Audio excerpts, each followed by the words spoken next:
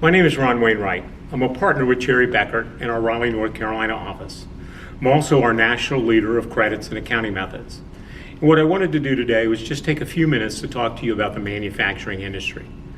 As we know, from a GDP perspective, the manufacturing industry really drives about 75% of our economy when we think about manufacturing, we think about distribution, logistics, and ultimately what's referred to as the industrial sector. One of the more significant tax pieces of legislation occurred in 2017 underneath the Tax Cuts Jobs Act. And I'd like to give you an overview very briefly of four very specific areas that manufacturers need to pay attention to.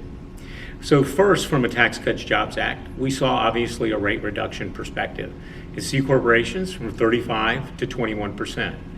A significant reduction, savings of basically a 14% arbitrage or a third of the prior taxes. So secondly, if you were a pass-through entity in a manufacturing perspective, we saw the qualified business income deduction, or a phantom 20% deduction, that took the 39.6, now 37 at individuals, down to an effective rate of 29.6. So 199 Cap A, or qualified business income deductions, is certainly an impactful provision to manufacturing. The next item that we saw was, of course, the research and development credit, a provision that has been in the statute since 1981, but was specifically there to drive the development of new and innovative products and processes, software, techniques, and design, specifically focused on the manufacturing industry.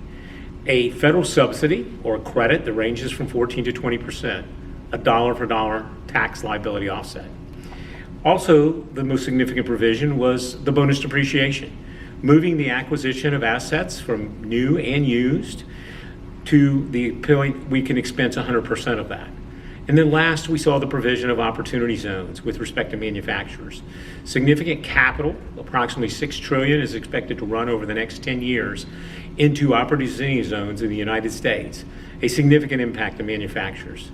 If you would like to know more about any of these provisions, please go to Cherry Beckert LLP and look at our resource pages with respect to the credits and accounting methods team.